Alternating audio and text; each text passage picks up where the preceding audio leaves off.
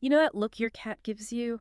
That really intense stare, maybe when you're just trying to eat your breakfast and you feel like they're judging your life choices.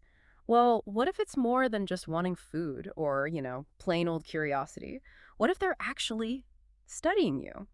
Today, we're doing a deep dive into some pretty wild new research. It suggests cats might actually be able to imitate human actions. Seriously, forget just being cute, forget the chaos. Your cat might be a secret ninja in training, watching everything you do. Yeah, and this isn't just, a fun little quirk. It really shakes up a lot of what we thought we knew about cat intelligence, their cognitive skills. For a long time, the sort of general idea was that cats just couldn't learn or cooperate like dogs or, say, primates can. But this new study is from a Hungarian research team, and it basically turns that whole idea upside down. Okay, so that's our mission today. Can cats really learn by watching us? And what does that tell us about their minds? Which are, let's face it, often pretty mysterious. So the big question the researchers tackled here, it sounds simple, right? Can cats watch someone do something and then do it themselves? Just like dogs or apes. Deceptively simple, exactly. Because imitation in animal behavior, well, it's a really high bar, cognitively speaking. It's not just basic mimicry. True action imitation, it needs some pretty advanced skills. First, the animal has to recognize the action itself. It can't just be focused on the object like a box. Yeah. It has to understand the doing part, like touching the box with a paw or rubbing it with a face. Ah, okay, so it's the how, not just the what they're aiming for. Precisely. And the second thing, which is a huge cognitive step, is mapping somebody else's movements, like a human hand doing something onto their own body, a cat's paw or its head. Like translating human into cat action. Yeah, essentially. And maybe the most crucial part, they have to grasp the rule, the abstract concept of do what I do. It's not just reacting to a cue for food, it's understanding this general instruction. You see me do X, now you do X. Right, that makes a difference. So before this, if we saw a cat seemingly copying us, it was probably more about what? Getting a treat, or just being interested in the object we were fiddling with. That's likely, yes. Most of what might have looked like imitation was probably goal-oriented, Yeah. trying to get something, or just being drawn to the shiny thing you're holding. It wasn't necessarily about replicating the specific action you performed. And that distinction, it's vital, because if cats can do true action imitation, well, we've been seriously underestimating their social learning abilities. And it's interesting you mentioned dogs earlier, because there's tons of research on dog imitation, right? Like they're like the poster children for learning from humans. Oh, absolutely. Dogs have been studied extensively in this area. They're cooperative, highly social. Easier subjects, maybe? But cats were just kind of ignored. Was it just assumed they were too independent, or maybe just not cooperative enough for this kind of study? That's a really good point, and it probably boils down to our preconceptions. Cats are often seen as solitary, less dependent on social cues from humans compared to dogs. So researchers might have just, well, assumed they didn't have the social smarts or the motivation for this do as I do kind of learning. This study really challenges that assumption head on. Okay, so let's talk about the star of this study, because every good story needs a hero, right? And in this case, it's an 11-year-old cat from Japan named Ebisu. Ebisu. Sounds like a champion already. What's her story? I heard her owner is actually a dog trainer. That sounds unexpected. It is. And that's kind of the key here. Ebisu's owner, Fumi Higaki, is a professional dog trainer, and she specializes in exactly this method. Do as I do. So she had this expertise with dogs, and she took a pretty bold step. She decided to try and adapt this method, which really relies on understanding abstract rules and observation, for her cat, Ebisu. It was a real venture into unknown territory for feline cognition. Okay, so do as I do. How does that actually work? Like step by step? Because training my cat usually involves shaking a treat bag. Huh. Well, it's a bit more structured. The owner first demonstrates an action, let's say spinning in a circle, or maybe standing up on hind legs. Then, right after showing the action, they give a specific command like, do it. The cat needs to watch, understand the command means copy that action, and then perform it. If they do, they get a reward. So it builds this link. Observation leads to understanding the rule, which leads to performance. It's way beyond just sit or stay. Got it. So Ebisu started with the basics, things she kind of already knew how to do just to learn the do it game, like pawing a toy, spinning. Exactly. They built the foundation first, helping her understand the core rule with familiar actions, like a, cat cognition 101, as you said. But then came the real test. Once she got the hang of the rule, they threw some completely new stuff at her, actions she'd never been specifically trained to do. That's right. This is where it gets really fascinating. They introduced two totally novel actions. First one, using her paw to touch a box. Okay, Mhm. maybe it seems straightforward. But the second one, using her face to rub the box. Wait, a face rub? But cats rub their faces on everything. My couch, my leg.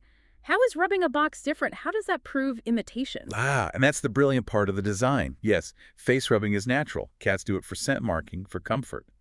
But Ebisu had never been trained to do it on command in response to seeing her owner do a hand-rubbing motion towards the box. So the question wasn't just, will she rub the box? It was, will she understand that the human's hand-rubbing action means she should perform a face-rubbing action now? Okay, I see. So it's about understanding the instruction to copy the type of action, even if she uses a different body part, and doing it on cue, not just defaulting to a natural behavior. Precisely. It requires that cross-modal mapping we talked about, human hand to cat face, and following the abstract do-it rule in a totally new situation. Yeah. It's a much higher cognitive hurdle. So, the moment of truth. How did Ebisu do? Did she manage it? Oh, she didn't just manage it. Ebisu was apparently an absolute superstar, a super student, they called her. She basically blew all the old assumptions out of the water. Okay, lay the numbers on us. How well did she actually do? The numbers are pretty staggering, honestly. Her overall success rate across the new actions was 81.2%. 81%, wow, for actions she'd never been trained on. Exactly. And breaking it down, she was successful 77.8% of the time for the paw action, and even higher, 85.7% for the face rub action. That's amazing, especially the face rub, given the potential confusion with natural behavior. Absolutely. And here's maybe the most stunning part. Ebisu successfully imitated that face rub action the very first time she saw it demonstrated. The first time, no trial and error. Nope. Saw it once, got the do it command, and apparently she did it. That suggests really rapid learning, true imitation, not just slow shaping or guessing. It's a huge finding for cognitive science. So she saw the hand rub, heard do it, and thought, okay, got it, face rub coming right up. Seems like it. And there's another little detail that really strengthens the case. Sometimes Ebisu performed what they called air actions. Air actions, like miming it. Yeah, basically. She'd make the pawing motion, or the face rubbing motion, near the box, but without actually touching it. Okay, why is that significant? Because it shows she understood the action itself, the movement pattern, is separate from the goal of just interacting with the object. Her brain had processed, do this movement, not just touch the box somehow. I get it. The focus was on copying the process, not just achieving the outcome. Exactly. So putting it all together, the high success rate, the first trial learning on the face rub, the air actions, it all points very strongly towards true action imitation. It helps rule out simpler explanations like just being attracted to the box or only copying the goal. It suggests cats like Ebisu can genuinely watch, understand the action, map it to their own body, and follow that abstract do-it rule. Okay, this is kind of mind-blowing. So what does this mean for, us regular cat owners? Is my cat secretly learning how I open the treat container? Because honestly, the implications could be interesting. Imagine training your cat to open a specific drawer, or maybe fetch the remote, or, maybe how to open the fridge, the possibilities. Well, maybe hold off on teaching the fridge trick. But yes, this research is a significant breakthrough. It fundamentally shifts our view of cat intelligence and their capacity for social learning. It suggests maybe their reputation for being aloof or untrainable isn't entirely fair. Perhaps it's more about how we've tried to teach them based on assumptions about their limits. Oh, you just weren't speaking their cognitive language, maybe. Possibly. We're not asking the right questions in the right way. However, we do need some important caveats here.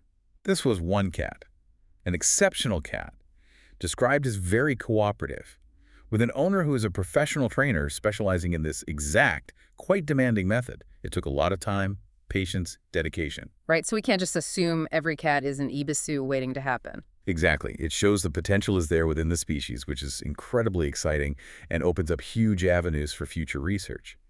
But it doesn't mean all cats are suddenly going to start mimicking us tomorrow.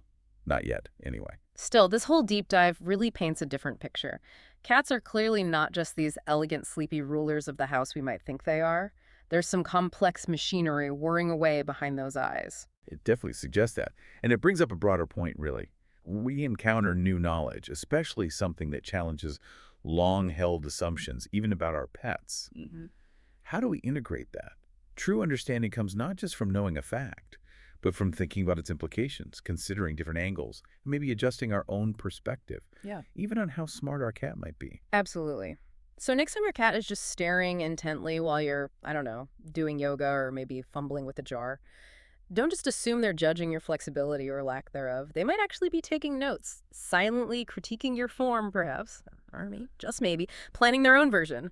Downward dog becomes downward cat. You gonna laugh the next time they stretch out in that exact same way you do after sitting too long? Maybe think twice. They might just be practicing.